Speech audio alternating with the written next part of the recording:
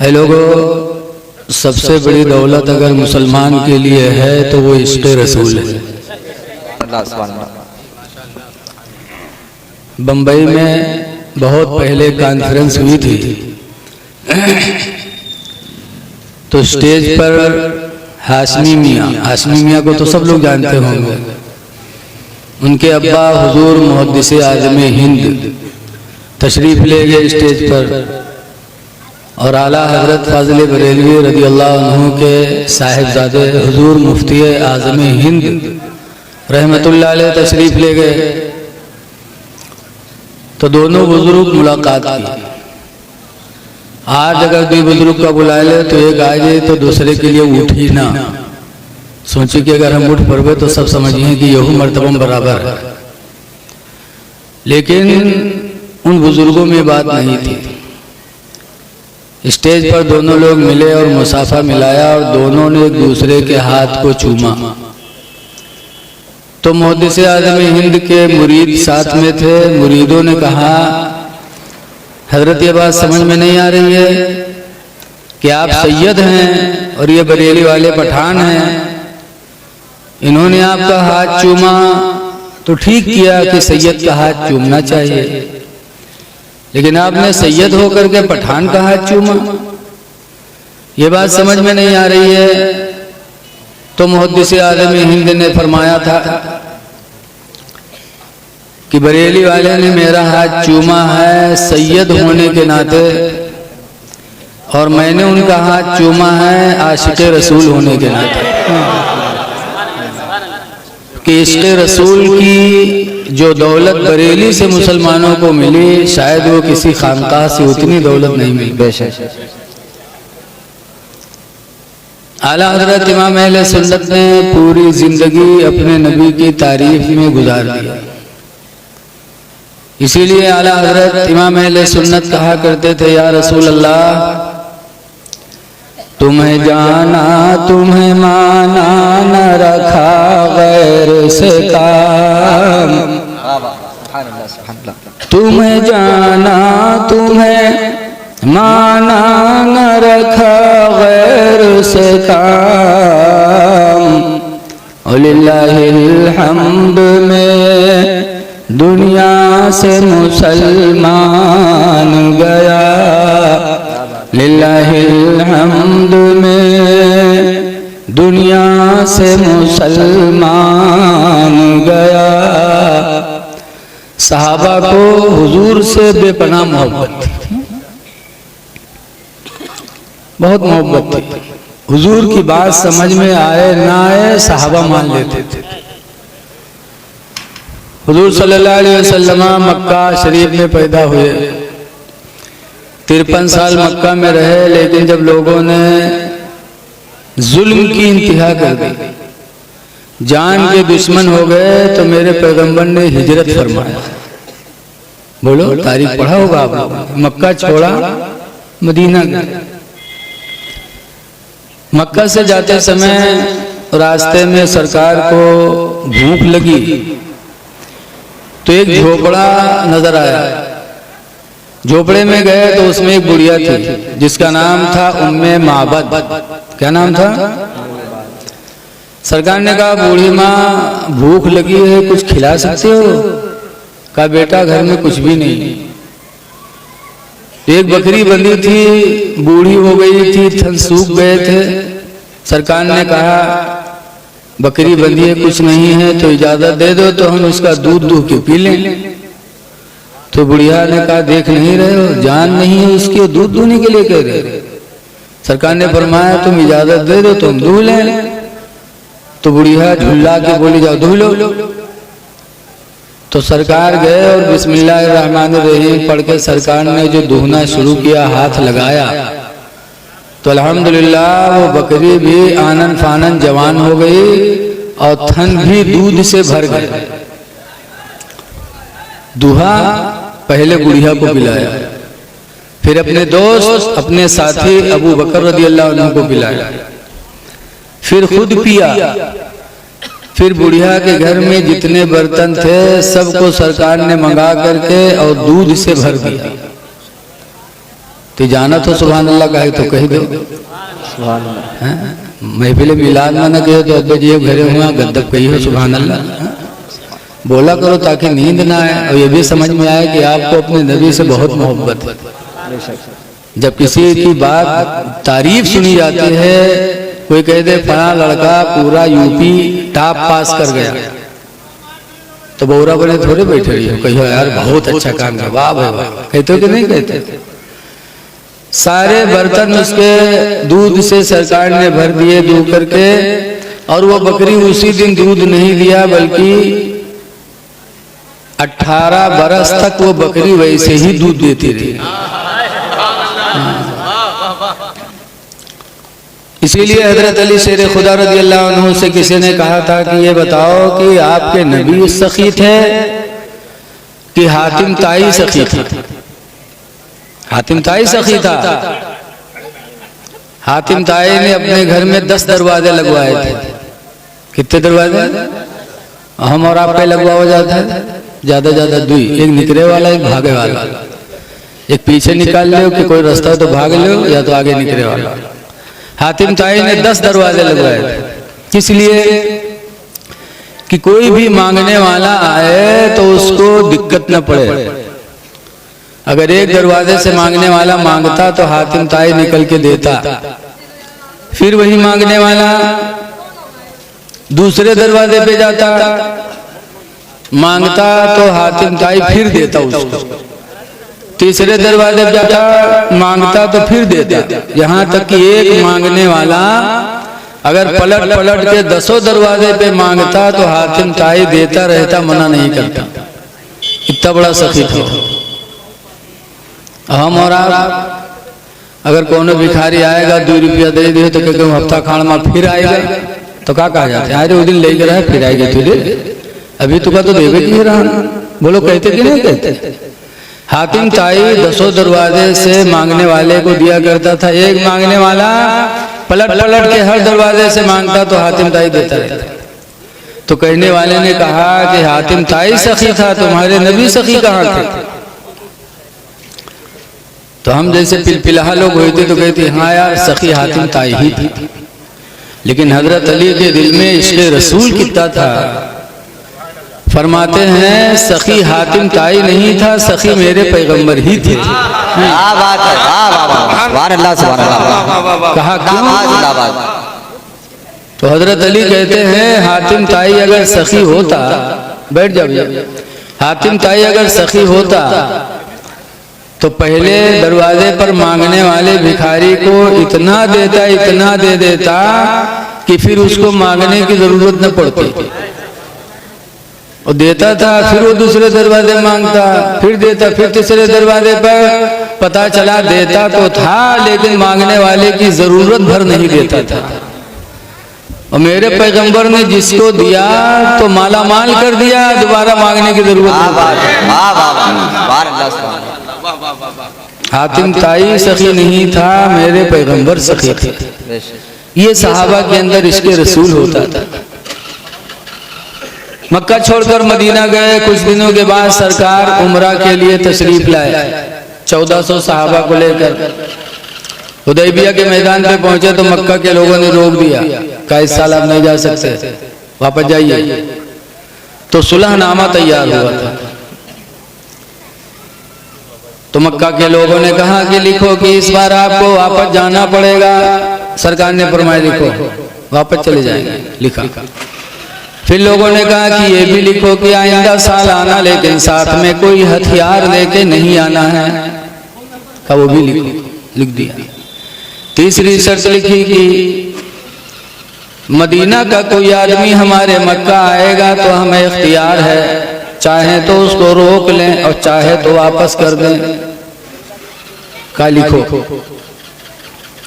फिर लिखवाया कि मक्का का कोई आदमी हमारे मक्का का तुम्हारे शहर मदीना में जाएगा तो तुमको वापस करना पड़ेगा, रोक नहीं सकते। का लिखो। तो हजरत उमर रज़ी अल्लाह अन्हु खड़े हो गए, कहते हैं अल्लाह के रसूल क्या आप हक पर नहीं है? का बेशक हक पर। तो कहा ये दबके सुलह क्यों कर रहे हैं? ये सुलह दबके हो रही है कि इनका आदमी कोई मक्का आएगा तो ये इनका आदमी आएगा मदीना तो हमें वापस करना पड़ेगा, और हमारा आदमी मक्का जाएगा तो इनको इख्तियार है, चाहे वापस करें चाहे न वापस करें। ये तो दबकर सुलह हो रही है। जब हजरत उमर ने कहा तो आशिक रसूल सिद्दीक़ अकबर आगे बढ़े और उमर के सीने पे हाथ मारा, कहा उमर हटो, इल्जिम गर्ज़हू, इनके दामन को पकड़ लो, फ़इन्नहु रसूलुल्लाह, पर बेशक अल्लाह के रसूल है, जो कहते हैं उसी में भलाई है। सरकार ने सुलह कर लिया। ऐ लोगों, सुलह करना मेरे नबी की सुन्नत है। मुकदमा चल रहा हो, सुलह कर लो। सुलह में मेरे नबी को कितनी कामयाबी मिली बता रहा हूं। मियाँ बीवी में ना इत्तेफाकी हो, सुलह कर लो, नबी की सुन्नत अदा हो जाएगी, मामलात अच्छे हो जाएंगे। लेकिन आज देखा जाता है 20-20 साल मुकदमा चलता है और सुलह नहीं होते लोग। बोलो है ऐसा कि नहीं? जिद न करो, अल्लाह के नबी ने सुलह किया है, तुम भी सुलह कर लो। जिद न करो, जिद्दी का अंजाम बहुत खराब होता है। मौलाना अब्दुल मुस्तफा आज़मी अलैहिर्रहमान ने एक जिद्दी का वाक़या लिखा है अपनी किताब में। एक नवाब साहब थे, एक नवाब साहब का नौकर था जिसका नाम था बुद्धू। नवाब साहब ने कहा यार ससुराल से दावत आई, ससुराल चलना था। ससुराल की दावत बहुत अहम होती है। ससुराल से बुलवा आ जाए तो सब काम छोड़ो, ऐसा कि नहीं? बोलो, लगा था सब लोग कुंवारे में बैठे हो, कुछ हाँ हूँ करो यार। ससुराल की दावत होती है। नवाब साहब ने कहा ससुराल से बुलावा चलना है। बुद्धू ने कहा चलिए चला जाए। तो बुद्धू नवाब साहब ने कहा मेरा पैजामा गंदा है यार। बुद्धू ने कहा मेरा पैजामा साफ है, आप मेरा पैजामा पहन लो, मैं आपका पहन लो, मैं नौकर आदमी, गंदा भी चलेगा। नवाब साहब ने कहा नहीं यार, अगर ससुराल में पता चल गया कि नवाब बुद्धू का पैजामा पहन के आए हैं तो क्या हाल होगा? बुद्धू ने कहा पैजामा हमरा है, जब हम ना बताए तो कोई कैसे जाने, पहनो। तो नवाब ने कहा तो ध्यान रखना कहाँ पहनो। पहना दिया अपना पैजामा और नवाब का पैजामा खुद पहन लिया। जब ससुराल नवाब और बुद्धू पहुंचे तो नवाब साहब के लिए तो अंदर का दरवाजा खुल गया, चले गए। बुद्धू के लिए बाहर चारपाई पड़ गई। बाहर बुद्धू बैठे थे। गांव वालों को पता चला कि नवाब साहब आए हैं तो कुछ लोग मिलने के लिए आए। जब मिलने के लिए आए तो नवाब साहब से पूछा, नवाब साहब बुद्धू नवाब साहब कहाँ हैं? तो बुद्धू ने कहा नवाब साहब से मिलना है तो अंदर चले जाओ, और अगर उनके पैजामा से मिलने आए तो इधर मिल लो। तो अब लोगों को बड़ा ताज्जुब होगा, ये कौन सी बात रही? कहा बात ऐसे है, अगर उनसे मुलाकात करे आए तो अंदर जाओ, और अगर उनके पैजामा से मिले आए तो इधर मिल लो। अब नवाब साहब बहुत आगे बोला, लेकिन करें का बेचारे। जब लोग मिलके चले गए तो नवाब साहब निकले और उसको डांटने लगे। कहा साहब गलती हो गई, पहली गलती है, माफ कर दो, अल्लाह भी माफ करता है, आप भी माफ कर दो। खैर माफ कर दिया। फिर कुछ लोग मिलने के लिए आए। जब फिर कुछ मिलने के लिए आए तो फिर बुद्धू से पूछा, बुद्धू भाई नवाब साहब कहाँ हैं? तो बुद्धू ने कहा नवाब साहब अंदर हैं, लेकिन एक बात सुन लो। कहा नवाब साहब से सब चीज पूछो, हर बात पूछो, लेकिन उनसे उनके पैजामा न पूछो कि तुम्हारा पैजामा कहाँ है। कहीं नहीं कहा, कहीं बहुत खफा होता है, पैजामा न पूछो उनके, बाकी सब बात पूछो। अब नवाब साहब फिर बेचारे बहुत परेशान।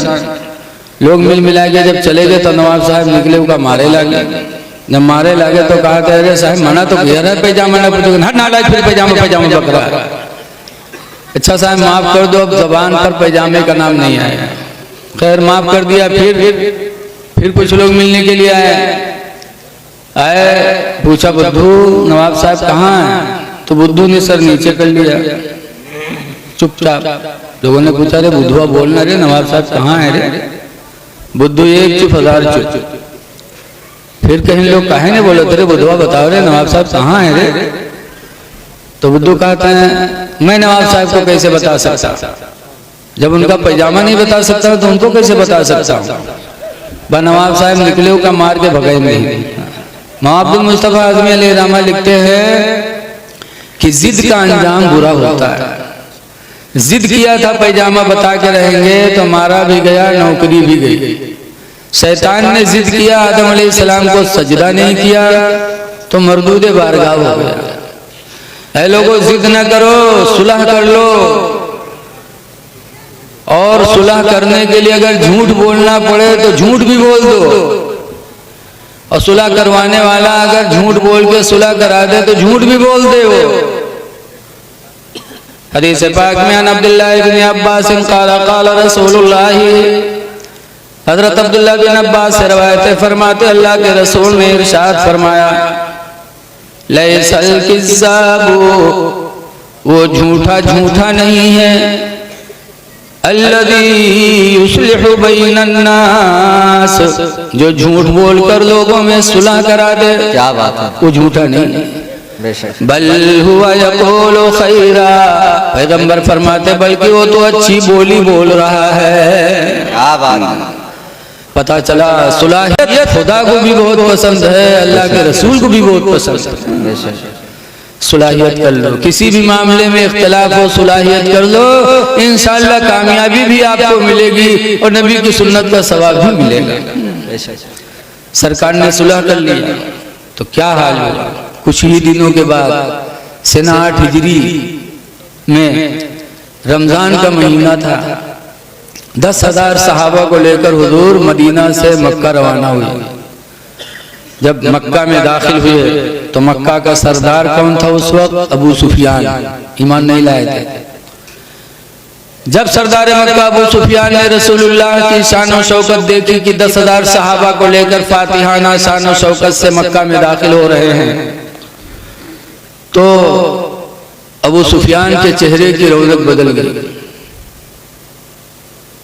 जाता होता नहीं आदमी जब किसी को देख के डरता है तो चेहरा का रंग बदल जाता। अबू सुफियान का रंग बदल गया। तो अबू सुफियान की बीवी हिंदा, आज लड़ाई न हो तो मेहरुए आ जाए तो लड़ाई हुई, बोलो। आई हिंदा और अबू सुफियान की मोच को पकड़ा। अरब वाले मोच बड़ी तगड़ी रखाते थे। मोच को पकड़ा, मोच को पकड़कर खींचा। कहा अबू सुफियान तू बुज़दिल हो गया, मोहम्मद को देखकर तेरे चेहरे के रंग बदल गए, कुव्वत मर्दानगी कहां चली गई तेरी? तब अबू सुफियान ने कहा था हिंदा, खुदा की कसम मैं देख रहा हूं इस रुए जमीन पर अब मोहम्मद का मुकाबला करने वाला कोई नहीं है। क्या बात है, अब वो गालिब आ जाएंगे हम पर। सरकार ने मक्का में दाखिल होते वक्त फरमाया जो हथियार को जमीन पर रख दे उसके लिए अमान, जो अपने घर में बंद हो जाए उसके लिए अमान।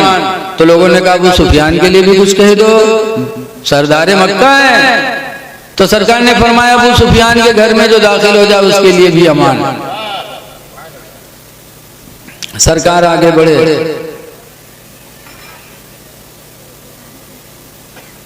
तो वो लोग पकड़े गए। कौन लोग? जिन्होंने सरकार पर जुल्म ढाया था। 3 साल तक रसूलुल्लाह को एक हाथे में बंद कर दिया था बगैर दाना पानी के। अबू तालिब के हाथे में सरकार कई साल बंद रहे? बोलो। 3 साल पानी भी नहीं दिया, जाने दिया, दाना भी जाने नहीं दिया। अल्लाह के रसूल ने 3 साल तक घास खा खा के जिंदगी गुजारी। अल्लाह, ये दीन मेरे नबी ने बड़ी मेहनत से फैलाया। अल्लाह अल्लाह। पत्थर मारे, दांत टूटे, इतने पत्थर बरसाए, पिंडलियां जख्मी हुई। सरकार की बेटी जैनब हमल से थी, एक मक्का के इंसान ने नेजा मार दिया, जैनब का हमल खत्म हो गया। सरकार उस वक्त बहुत रोए थे। एक बाप को अपनी बेटी से कितनी मोहब्बत होती बाप की जानता। इतनी मुसीबतों के सहने के बावजूद जब मक्का में फातिहाना शान से दाखिल हुए तो वो सब पकड़े गए। तो सब डर रहे थे कि आज मोहम्मद हमसे बदला लेंगे, हमारी बोटियां बोटियां कर देंगे। एक सहाबी बढ़ भी गए आगे जज्बे में आकर के, और आगे बढ़ के कहते हैं उन लोगों से अल-यौम यौमुल मज़हमा, ऐ लोगों तैयार हो जाओ, आज तुमसे बदला लेने का दिन है, आज हम गालिब आ गए। अल-यौम यौमुल मज़हमा, आज का दिन तुमसे बदला लेने का दिन है। सरकार ने अपने सहाबी के सीने पे हाथ मारा, पीछे किया, फरमाते ला अल यौम यौमुल मज़हमा, नहीं आज का दिन बदला लेने का दिन नहीं है, बल अल यौम यौमुल मरहमा, बल्कि आज का दिन तो रहमत का दिन है। क्या बात है, वाह वाह, सुभान अल्लाह, सुभान अल्लाह। आज बदला लेने का दिन नहीं है, आज रहमत का दिन है। कोई जवाब नहीं, माशाअल्लाह। उसके बाद सरकार आगे बढ़े, जब काबा में दाखिल हुए तो किसको लेकर के गए?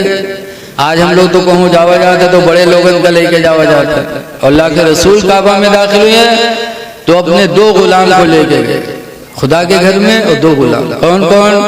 उसामा बिन ज़ैद और बिलाल, दोनों को खाने काबा में लेके गए। उसके बाद बिलाल से फरमाया, बिलाल काबे के छत पे चढ़ के अजान पुकारो।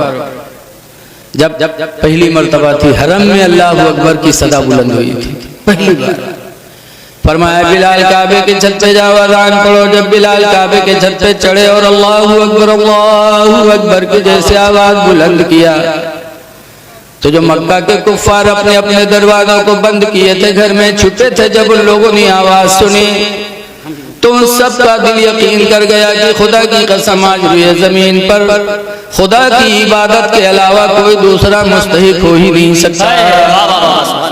अल्लाह अकबर की आवाज सुनी तो मुशरिकीन मक्का अपने अपने घरों से निकल पड़े कि सबसे बड़ा अल्लाह है, अल्लाह से बड़ा कुछ है ही नहीं।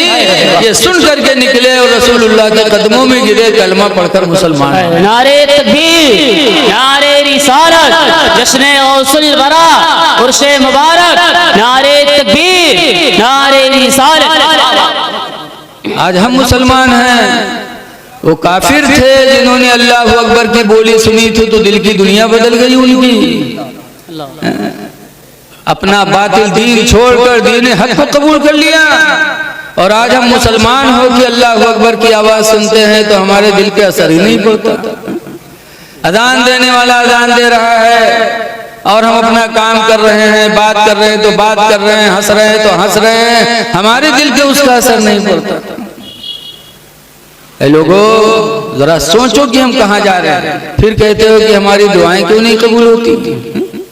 हजरत इब्राहिम बिन अदहम एक बुजुर्ग हैं, बसरा तशरीफ ले गए, मुल्क इराक का एक शहर है बसरा। वहां गए तो लोग जमा हो गए सब, और जमा होने के बाद कहने लगे हुजूर ये बताइए कि हम लोगों की दुआएं क्यों नहीं कबूल होती। बीमारी में पड़े हैं, दुआ मांग रहे हैं, शिफा नहीं मिलती, गरीबी में मुब्तला है, बच्चे फाका कर रहे हैं, मुताजी से निजात नहीं मिलती, दुआएं कर रहे हैं, दुआएं क्यों नहीं कबूल हो रही हैं। तो इब्राहिम बिन अदहम ने कहा था दुआ के कबूल न होने की पहली वजह तो यह है कि खुदा की रोजी खाते हो और खुदा का शुक्र अदा नहीं करते।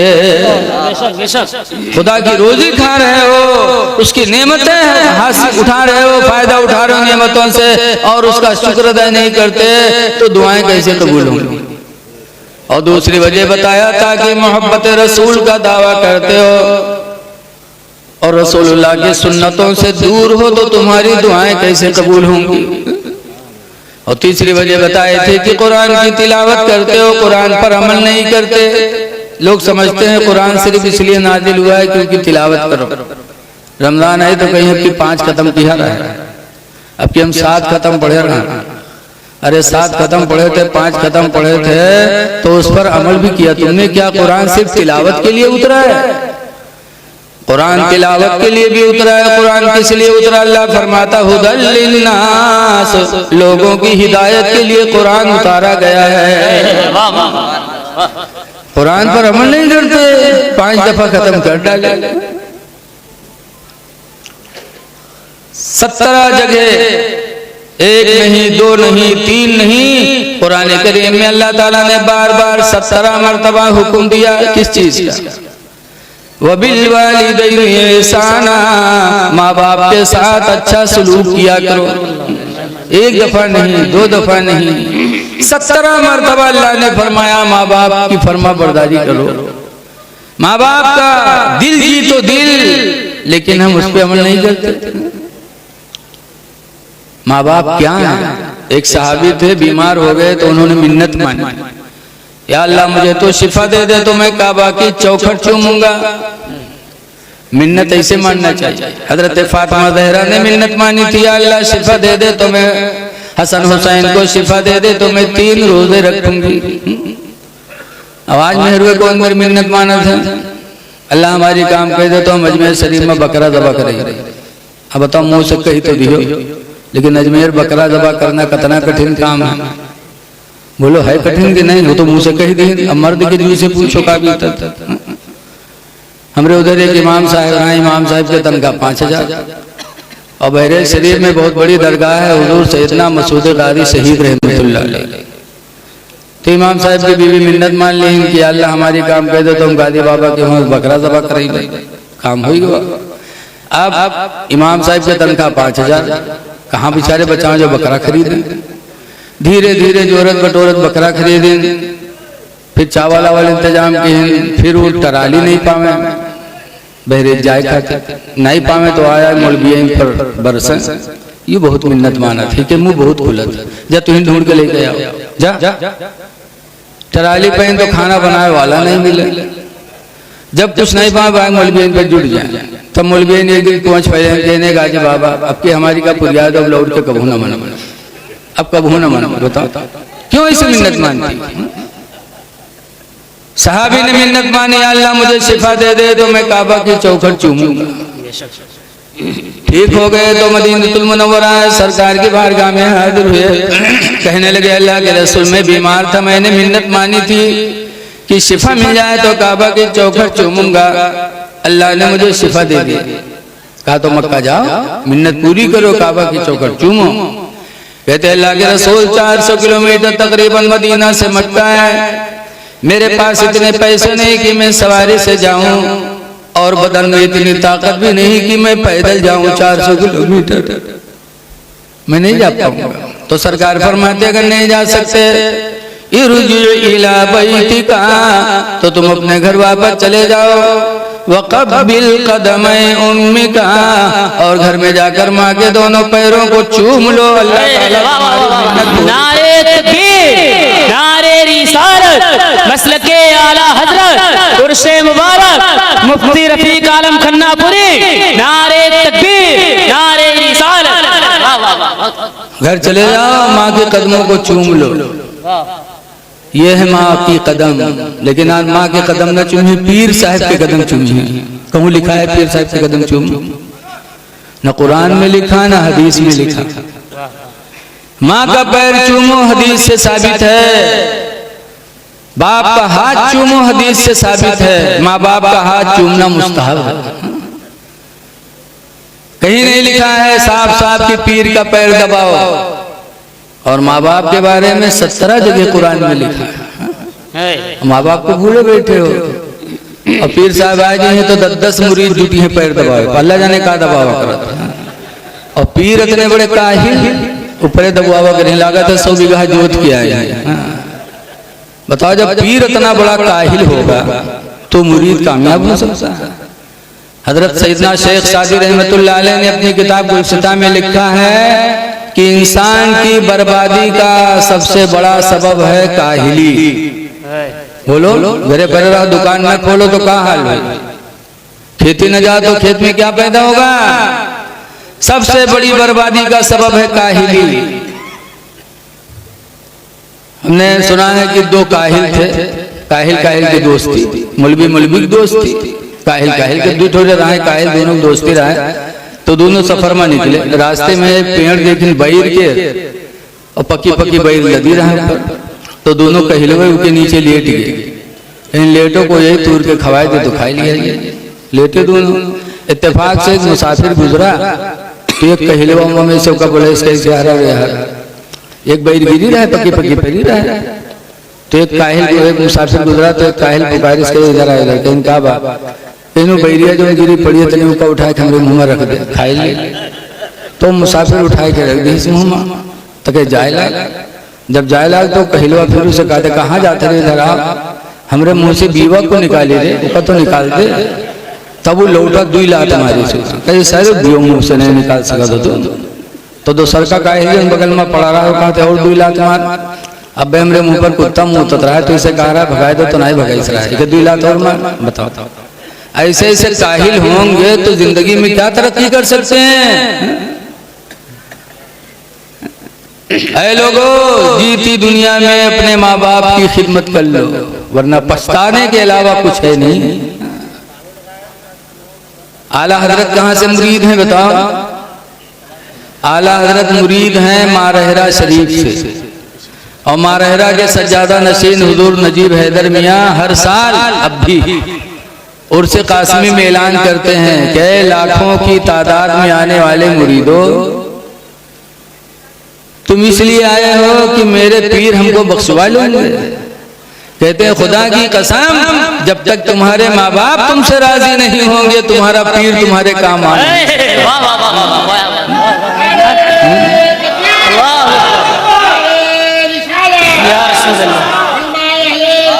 जिंदाबाद जिंदाबाद, क्या बात है, बहुत बहुत। कुरान तिलावत ही के लिए नहीं है, कुरान हम मोमिनों की हिदायत के लिए नाजिल हुआ है। लोगों, अगर चाहते हो कि हमारी दुनिया भी अच्छी हो आखिरत भी अच्छी हो तो माँ बाप को राजी कर दो। अजान होती है और हम उसकी तरफ तवज्जो नहीं देते। हदीस पाक में अन जाबिर क़ाल क़ाल रसूलुल्लाह, हजरत जाबिर से रवायत है, फरमाते अल्लाह के रसूल ने इरशाद फरमाया, मन क़ाल हीना यस्मउन निदा, जिसने अजान सुन करके कहा, अजान सुनी और कहा, क्या कहा? अल्लाहुम्मा रब्ब हादिहि दावति ताम्मा वस्सलातिल क़ाइमा, यानी अजान सुनने के बाद अजान की दुआ जिसने पढ़ी तो सरकार फरमाते फकुन्तु लहू यौमल क़ियामत शाफ़िअन व शहीदा, तो क़यामत के दिन में उसकी शफाअत भी करूंगा और उसके ईमान की गवाही भी दूंगा। जिसके ईमान की गवाही अल्लाह के रसूल दे देंगे क़यामत के दिन, उसकी बख्शिश में कोई शुबा होगा? लिहाजा लोगों, अजान की आवाज कानों में पहुंचे तो उधर तवज्जो दो, और अजान खत्म हो तो ये दुआ पढ़ लो और उसके बाद मस्जिद आने के लिए रवा दवा हो जाओ। पुकार रहा हय्या अलल सलाह, नमाज के लिए, हय्या अलल फलाह, कामयाबी के लिए, और हमारे दिल में कोई मतलब ही नहीं उसका, उसको हम बौखत समझते हैं। ऐ लोगों, कुरान की एक आयत करीमा मैंने पढ़ा है, अल्लाह ताला फरमाता है, या अय्युहल्लज़ीना आमनुत्तकुल्लाह, ऐ ईमान वालो तुम अल्लाह से डरो। हम सब डरते तो है, कहते हम डरते हैं, काम डरने वाला करते हैं। हजरत उमर फारूक आजम अल्लाह से डरते थे, तो इतना डरते थे कि रोजाना कहा करते थे, या अल्लाह तू मुझे इंसान न बनाता, काश मुझे दुनिया का कोई तिनका बना देता ताकि हिसाब कब्र से मैं बच जाता। ये हजरत उमर दुआ मांगा करते थे, डरते थे अल्लाह से। अल्लाह फरमाता है, ईमान वालों अल्लाह से डरो, वक़ूलू क़ौलन सदीदा, और दुरुस्त बोली बोला करो, अच्छी बोली बोलो। जब अच्छी बोली बोलोगे तो अल्लाह फरमाता है, युस्लिह लकुम आमालकुम, तो अल्लाह ताला तुम्हारे लिए अमलों की इस्लाह फरमा देगा। तुम्हारे अमल अच्छे हो जाएंगे सिर्फ अच्छी बोली की वजह से। झूठ न बोलो, गीबत न करो, किसी की बुराई न करो, सच्ची बोली बोलो, तो ये सच्ची बोली में इतना असर है कि अल्लाह ताला आपके अमलों की इस्लाह फरमा देगा, अच्छे अमल हो जाएंगे। आज गौसे पाक की नियाज जगह जगह हो रही है, कभी गौर किया आपने कि गौसे पाक की माँ ने पढ़ने के लिए भेजा था, 40 से 40 सदी में सिल दी थी, कहा था बेटा कहीं भी रहना, झूठ न बोलना। और जब गए तो चोरों ने पकड़ लिया, पूछा कुछ है, कहाँ है, क्या है? मेरी माँ ने अशरफियाँ सिली हैं। कहा बेटा तुम झूठ नहीं बोले? कहा कैसे बोल दो झूठ? जब मैं घर से चला था तो मेरी माँ ने मुझे नसीहत की थी कि बेटा जिंदगी की किसी मोड़ पे तुम झूठ न बोलना। तो मैं कैसे झूठ बोल दूं? तो चोर रोया था कि हाय अफसोस, तुमने अपनी माँ का एक कहा नहीं डाला और मैं उस खुदा का फरमान टाल रहा हूँ जिसने मुझे पैदा किया। रोया और तौबा किया, गौसे आजम का मुरीद हो गया। तो सच बोले गौसे पाक तो दूसरे को ईमान की दौलत मिल गई। सच बोलो तुम्हारे अमल अच्छे हो जाएंगे। वयग़फ़िर लकुम ज़ुनूबकुम, और अल्लाह ताला तुम्हारे गुनाहों को माफ फरमा देगा।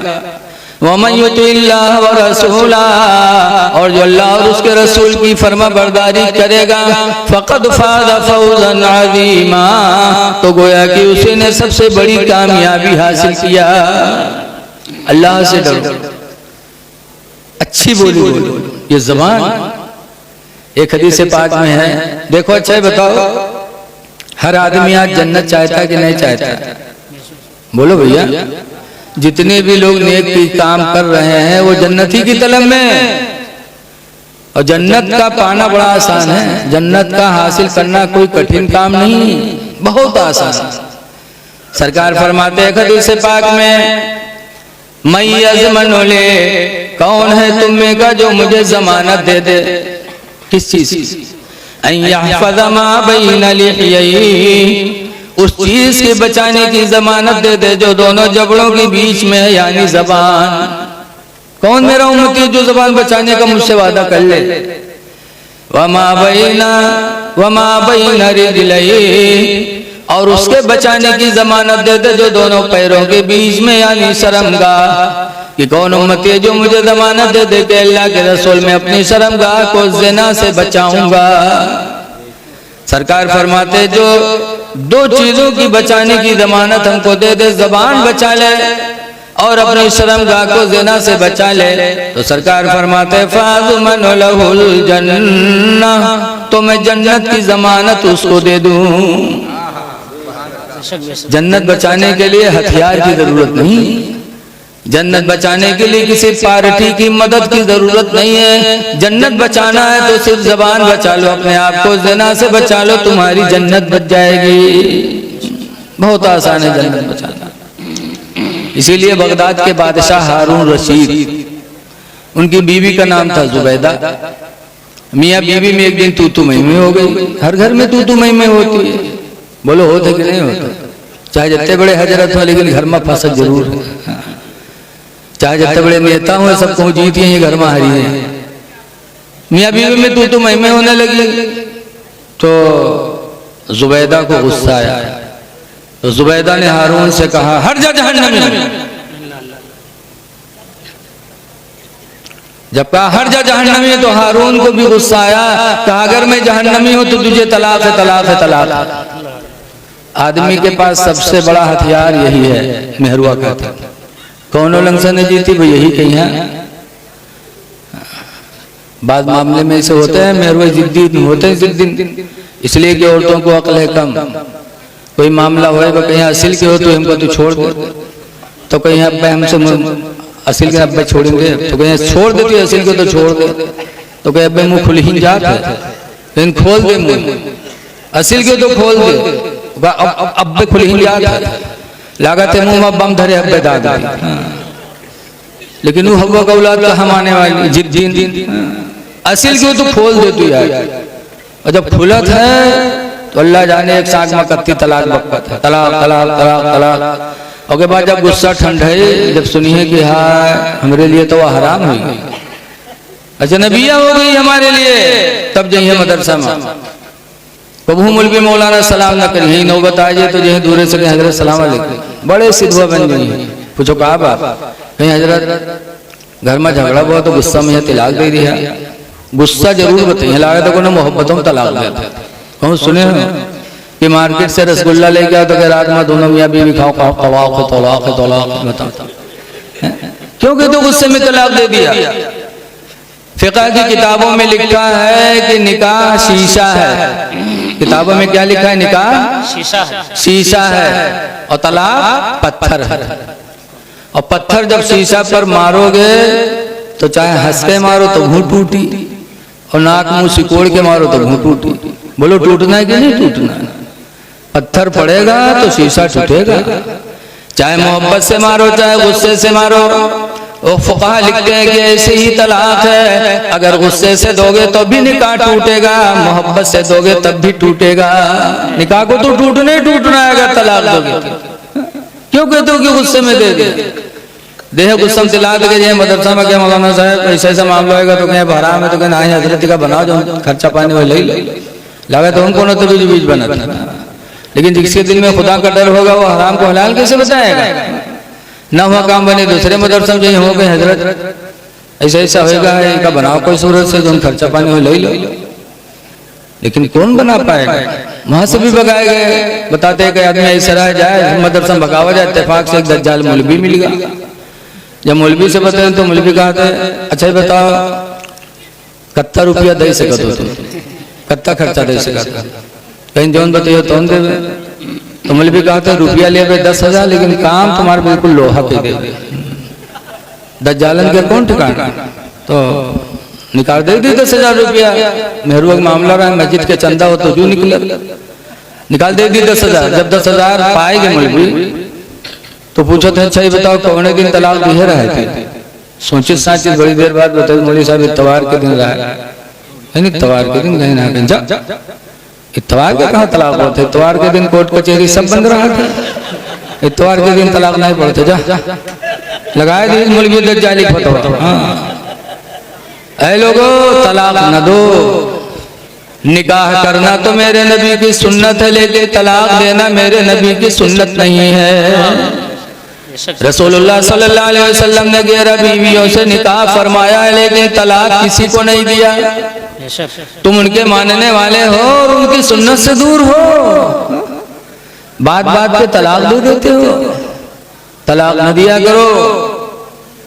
हदीस पाक में लैसा शदीदु पहलवान वो नहीं है कौन? अल्लज़ी यसरो जो दूसरे को पछाड़ दे, दूसरे को पटक दे, मार दे, वो पहलवान नहीं है। बली शदीदु बल्कि पहलवान तो वो है अल्लज़ी यमलक वाला नफ्सी इंदल गज़ब जो गुस्सा के वक्त अपने नफ्स पर कंट्रोल कर ले। गुस्सा है और मुंह न खुले, गुस्सा है और किसी पर हाथ न उठे तो पैगंबर फरमाते हैं पहलवान तो वही है। पहलवान बनो। मेहरुआ कहा असिल को तो छोड़ दो तो कह दो असिल के रहने हमारे घर से बाहर गई थी, घर से बाहर निकल लो, तलाक न दो। हारून रशीद ने तलाक दे दिया। जब तलाक दिया तो जुबैदा हाथ जोड़ के खड़ी हो गई, कहे मेरे प्यारे शोहर गलती हो गई, खुदा के वास्ते माफ कर दो। जब माफी मांगने लगे तो हारून ठंडे पड़ गए, माफ कर दिया। लेकिन हम मुंह से निकाल चुके थे कि अगर मैं जहन्नमी हूं तो तुझे तलाक है, तलाक है, तलाक है। तो तलाक पड़ी कि नहीं पड़ी? तो बगदाद के आलिमों को बुलवाया और बगदाद के आलिम जब जमा हुए तो हारून रशीद ने वो बात पूछी कि बताओ कि मैंने कह दिया अगर मैं जहन्नमी हूं तो तुझे तलाक है, तलाक है, तलाक है, तलाक है, पड़ी कि नहीं पड़ी? तो बगदाद के आलिमों ने कहा इस मसले का जवाब हम लोग नहीं बता पाएंगे। कहा तब कौन बताएगा? दावत तो तुम लोग खाते हो, नजराना तुम लोग ले, तो मसला को बताइए। तब बगदाद के मौलानाओं ने कहा, मौलाना लोगों ने कहा कि अगर आप ऐसे तलाक दिए होते तो हम लोग बता देते, लेकिन आपने शर्त लगा दी है कि अगर मैं जहन्नमी हूं तो तुझे तलाक है, तलाक है, तलाक है। तो अगर तुम जहन्नमी हो तो तलाक़ें पड़ गई और जहन्नमी नहीं जन्नती हो तो तलाक़ें नहीं पड़ी। लेकिन तुम्हारा जन्नती होना जहन्नमी होना हम लोगों को क्या पता? बोलो भाई, किसी को है पता? तुम्हारा जन्नती होना जहन्नमी होना खुदा ही जानता है। इसलिए इस मसले का जवाब हम लोग नहीं बता पाएंगे।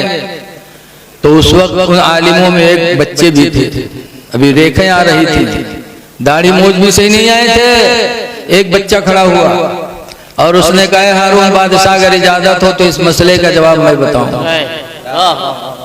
वो बच्चे कौन थे?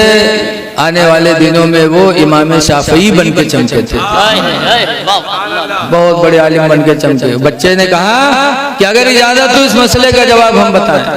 हारून बादशाह ने कहा बताओ। तब उस बच्चे ने हारून से पूछा था हारून पहले एक सवाल का जवाब तुम दो। कहा क्या? कहा अपनी जिंदगी में तुमने कोई ऐसी नेकी की है जो सिर्फ खुदा के डर से की हो, किसी का दिखावा न रहा हो, किसी का डर न रहा हो, सिर्फ खुदा के डर से जिंदगी में कोई नेकी की है? तो हारून थोड़ी देर सोचे, उसके बाद कहा अपनी जिंदगी में एक नेकी मैंने की है सिर्फ खुदा के डर से। कहा कौन सी नेकी? तब बताया हारून रशीद बादशाह ने कि एक मर्तबा मेरी शाही महल में एक लड़की मुसीबत की मारी हाजिर हुई, फरियाद लेके आई। वो लड़की जवान भी थी, खूबसूरत भी थी।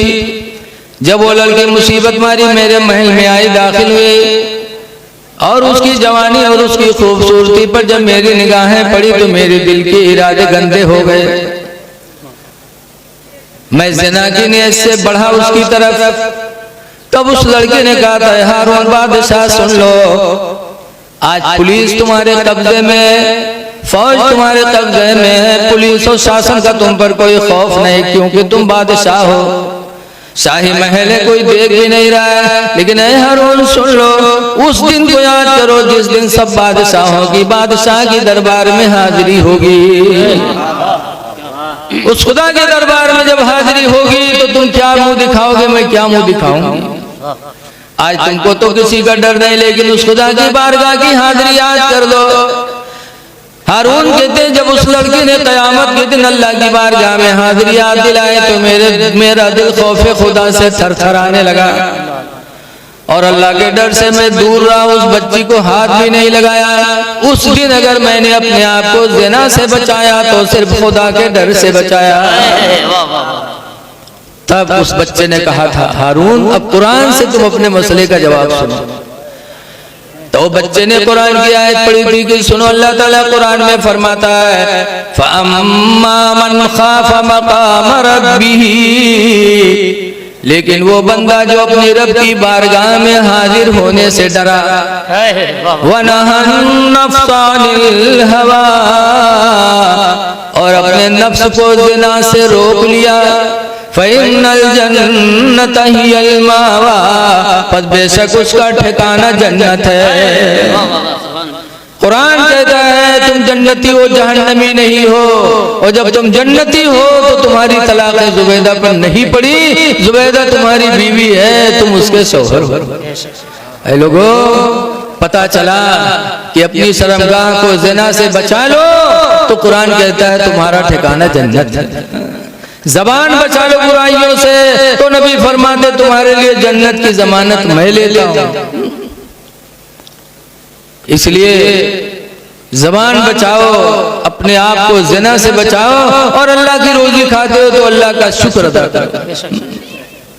देखो आज हम मारे जा रहे हैं, काटे जा रहे हैं, जलील किए जा रहे हैं, लेकिन हमारी हिफाजत नहीं हो रही। बोलो हो रही। बसरा में एक औरत थी, वही बसरा शहर की बात बता रहा हूं। बसरा में एक औरत थी, हमारी माँ बहनें भी सुनेंगी, उनका नाम था राबिया। क्या नाम था? राबिया। उनके घर वाले कहीं रिश्तेदारी में गए थे। उस दिन उस रात को राबिया अपने घर में अकेले सो रही थी। अब अल्लाह की मर्जी की चोर उसी रात को उनके घर में चोरी के लिए पहुंच गया। जब चोर पहुंचा, देखा घर में कोई मर्द नहीं, तन्हा एक औरत सो रही है। तो चोर बड़ा खुश हुआ कि आज तो बड़े आराम से चुराई, अगर ये जाग गए तो इतने घूसन का जमीन पकड़ाए गए, करी काम औरत हुई। बड़े आराम से चोर ने माल तलाश किया राबिया के घर का और चादर में बांधा, और राबिया सो रही है। राबिया के घर का माल तलाश करके चादर में बांधा और गठरी उठा के सर पे रखा और चोर निकलने का इरादा किया कि आंखों की रोशनी चली गई, अंधा हो गया। जब अंधा हुआ तो गठरी फेंका, तौबा किया, या अल्लाह तौबा करता हूँ, चोरी नहीं करूंगा, मेरे आंखों की गई हुई रोशनी वापस फरमा दे। अल्लाह बड़ा मेहरबान है, बहुत मेहरबान है, आंखों की रोशनी वापस कर। जब देखने लगा तो फिर ठाड़ सोचा कि कहूँ बेर बेर थोड़ो हुई, वो फिर उठाई ली गठरिया। जब फिर उठाए और उठा के सर पे चला, फिर अंधा हो गया। जब फिर अंधा हुआ तो फिर गठरी फेंकी, तौबा किया, अल्लाह ताला ने फिर आंखों की रोशनी वापस कर दी। तब उसने दुआ मांगी थी कि अल्लाह जिंदगी गुजर गई, बड़े बड़े घरों में मैंने डाका डाला, ऐसी मुसीबत कभी नहीं आई, और आज इस घर में तन्हा एक औरत सोती है, चोरी करने पर मुझे कुदरत क्यों नहीं मिलती। तो गैब से आवाज आई थी, ऐ मेरे बंदे, तूने बड़े बड़े घरों में डाका डाला होगा, लेकिन राबिया के घर में डाका नहीं डाल सकता, इसलिए कि राबिया सोई है नमाज ईशा पढ़ के। नमाज ईशा की बरकत से मेरे फरिश्ते उसके जानो माल की हिफाजत का पहरा लगा रहे हैं। जिस घर में मेरे फरिश्तों का पहरा होगा उस घर में तू चोरी कैसे कर सकता है। चोरों ने जब सुना, चोर ने तौबा किया और रोया था कि या अल्लाह, इस रुए जमीन पर तेरी बंदियां ऐसी हैं जो नमाज़ी ईशा पढ़ के सोती हैं तो उनकी हिफाजत के लिए तेरे फरिश्ते नाजिल होते हैं। और मैं इतना बड़ा बदनसीब निकला कि जिंदगी गुजर गई माले हराम के चक्कर में। चोर रोया और आबिया के घर से नमाज पढ़ने का पक्का इरादा लेके निकला। ऐ लोगों, आज हमारी हिफाजत क्यों चली? इसलिए कि आज हमने नमाजों को छोड़ दिया। हदीस पाक में है कि जब अल्लाह के रसूल सल्लल्लाहु अलैहि वसल्लम ने हजरत मुआज़ इब्ने जबल को यमन का गवर्नर बनाया। कहाँ का गवर्नर बनाया? यमन का। थोड़ी देर और बैठ जाओ यार, आप लोग उठक बैठक न करो बेटा। अरे हम 400 किलोमीटर से चल के आए, रात नेपाल में थे, मेरी गाड़ी बॉर्डर पे पकड़ ली गई। वो कह रहे थे कि आपने भंसार नहीं कराया, जबकि हम भंसार के अंदर गए नहीं थे। पुलिस ने फिर वापस किया, फिर लौटा, उसी में देर हो गई। फिर 400 किलोमीटर बस का सफर करके आपके बीच में पहुंचा हूँ और आप 1 घंटा आधा घंटा बैठ नहीं सकते हैं। थोड़ी देर बैठ जाओ, मैं सोचता हूँ कि कुछ बातें कहूँ जो आपके दिल में उतरे और जाओ, हो सकता है अल्लाह ताला कहीं हिदायत दे दे तो हमारी तुम्हारी निजात हो जाए। देखो, हमारा लोगों का काम है सुनना सुनाना। बहुत से लोग कहते हैं जलसा जाए कहाँ फायदा, जलसा कराए कहाँ फायदा, लोग सुधरत नहीं। अच्छा तो ये बताओ, हमारा तुम्हारा काम क्या है? सुनना सुनाना ही तो है। अल्लाह ताला ने 1,24,000 या 2,24,000 नबियों को दुनिया में भेजा था, किस लिए? सिर्फ सुनाने के लिए। किस लिए बोलो? हिदायत देने के लिए नहीं भेजा है। हिदायत देना तो खुदा ही का काम है। सिर्फ सुनाने के लिए, रास्ता दिखाने के लिए नबियों को भेजा था कि रास्ता बता दो कि यही रास्ता सही है। इसीलिए सरकार के चचा अबू तालिब जिंदगी भर रसूलुल्लाह की मदद किए। सरकार बहुत चाहते थे कि मेरे चचा अबू तालिब कलमा पढ़ ले, मुसलमान हो जाए, लेकिन नहीं लाए ईमान। सरकार गमगीन हुए तो कुरान की आयत अल्लाह ने नाजिल फरमाई, ऐ महबूब इन्नका ला तहदी मन अहबब्ता, तुम जिसे चाहते हो उसे हिदायत नहीं दे सकते।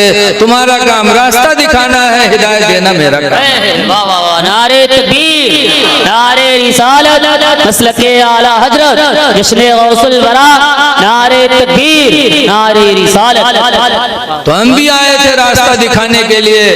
अब उनके नायब जो आलिम है, उनका भी काम रास्ता दिखाना है और दिल की दुनिया को बदलना ये खुदा ही का काम है। अल्लाह जब चाहेगा बदलेगा। तो कुछ बातें इसलिए बता रहा हूँ, हो सकता है अल्लाह ताला सहारा बना दे इसको दिल बदलने का। मुआज़ इब्ने जबल को सरकार ने यमन का गवर्नर बनाया था और जब गवर्नर बनाया तो घोड़े पर मुआज़ को बिठाला और घोड़े की लगाम पकड़कर रसूलुल्लाह आगे आगे चले। मुआज़ घोड़े पर रोने लगे। मुआज़, अल्लाह के रसूल आप घोड़े पे बैठिए, मैं चलता हूँ। सरकार ने फरमाया, नहीं गवर्नर मैंने तुमको बनाया है, जब मैं तुम्हारी इज्जत करूंगा तो दूसरे भी इज्जत करेंगे। सरकार ने मुआज़ को घोड़े पे बिठाला, मदीने के बाहर जाके रुखसत किया और जब मदीने के बाहर रुखसत करने लगे तो सरकार ने कुछ बातें मुआज़ से कही थी। 10 बातें कही थी, 10 में से मैं 3 आपको सुना रहा हूँ। सरकार ने फरमाया था, मुआज़ इब्ने जबल गवर्नर बन गए, लेकिन कुछ बातों को याद रखना।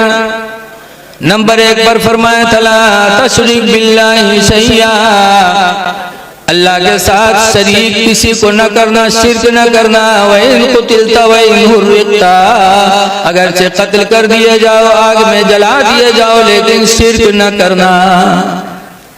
एक बात कही थी। दूसरी बात, दूसरे नंबर पर फरमाया था, वला तौक़न्न वालिदैक, और मुआज़ इब्ने जबल अपने माँ बाप की नाफरमानी हरगिज़ हरगिज़ कभी न करना।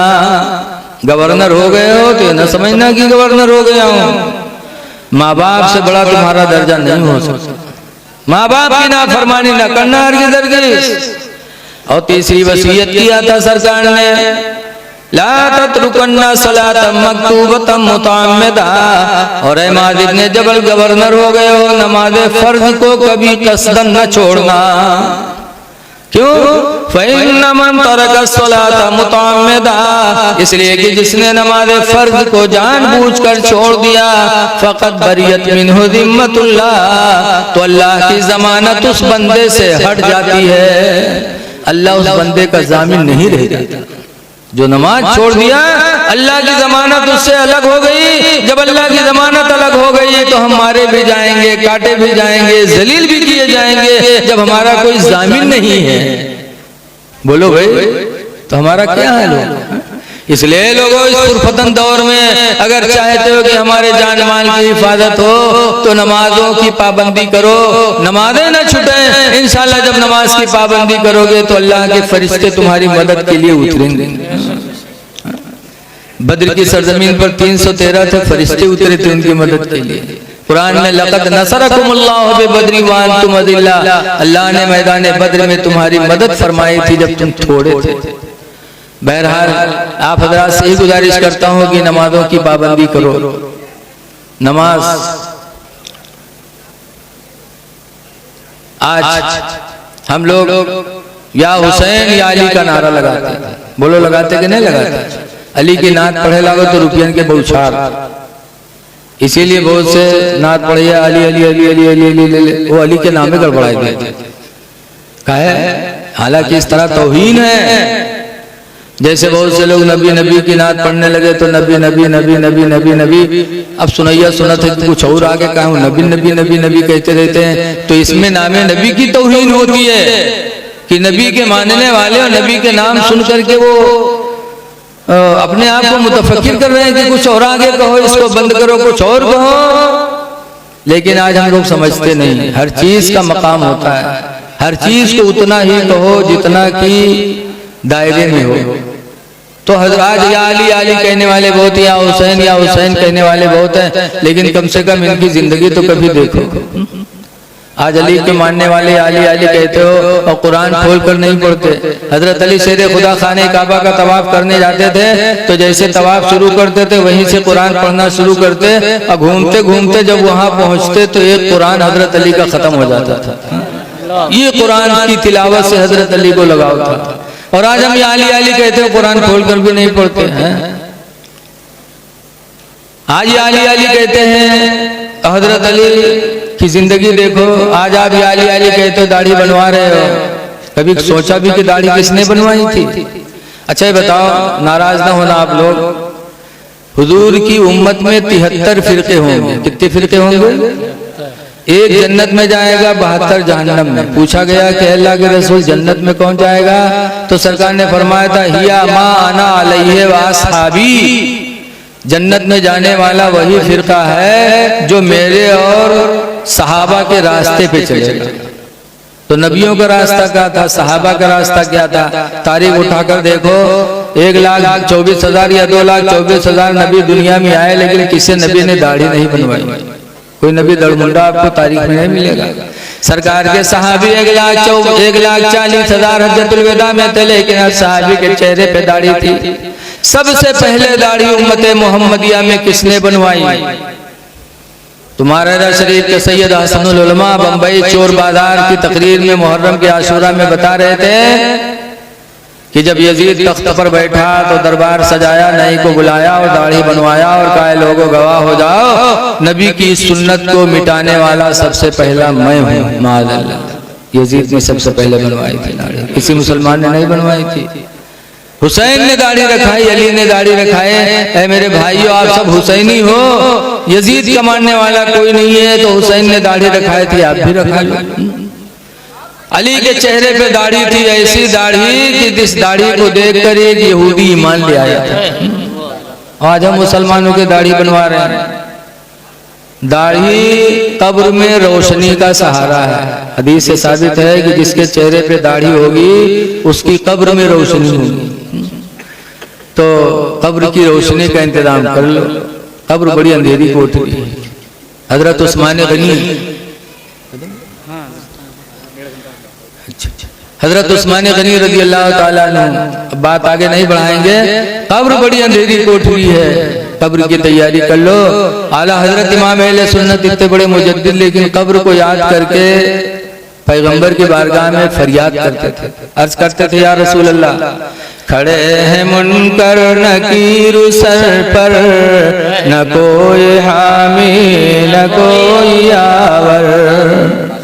खड़े मुनकर फकीर सर पर न कोई हामी न कोई यावर, और बता दो आकर मेरे पैगंबर के सख्त मुश्किल जवाब में।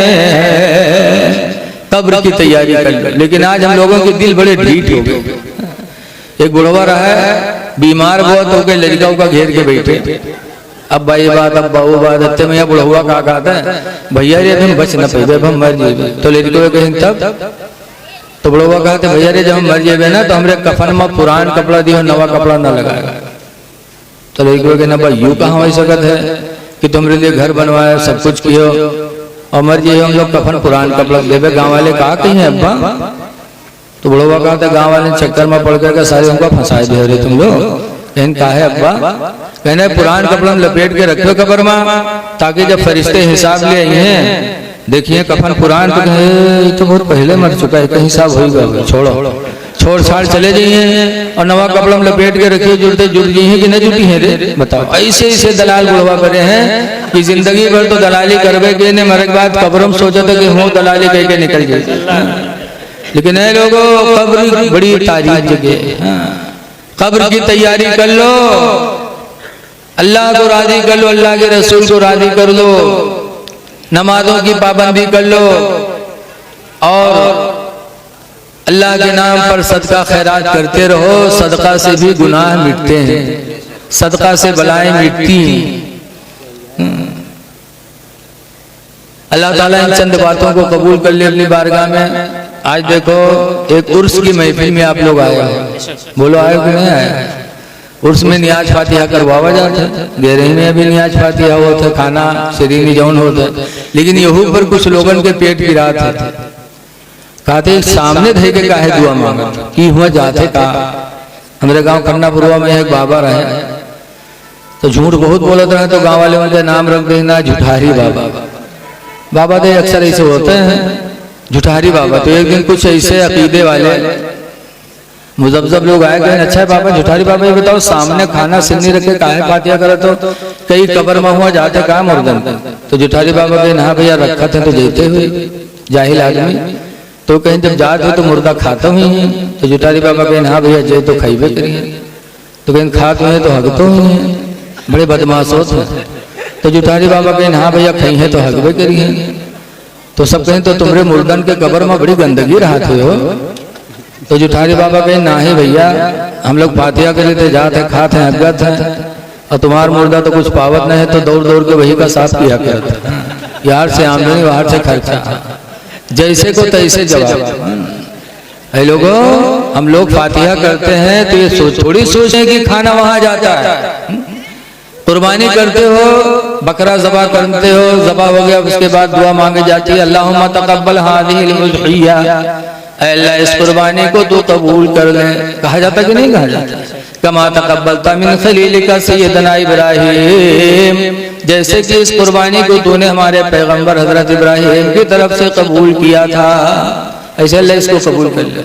तो कहा बकरवा हुआ चला जाता, बोलो बकरवा नहीं जाता। कुरान करीम कहता है लन यनालल्लाह लुहूमुहा वला दिमाउहा, अल्लाह फरमाता हरगिज़ हरगिज़ न उसका गोश्त जाता न उसका खून जाता, वलाकिन यनालहु तक़वा मिनकुम, लेकिन सिर्फ तुम्हारी दिल की नीयत जाती है, नीयत जाती है नीयत। तो माशाअल्लाह आज साहिब आस्ताना के उर्स के टाइम पर आप लोगों ने जो भी नियाज फातिहा किया है, इंशाअल्लाह नियाज फातिहा कराने वाले की नीयत अल्लाह देखता है, साहिब मदार भी देखते हैं और ये अल्लाह वाले देखते हैं, याद रखना।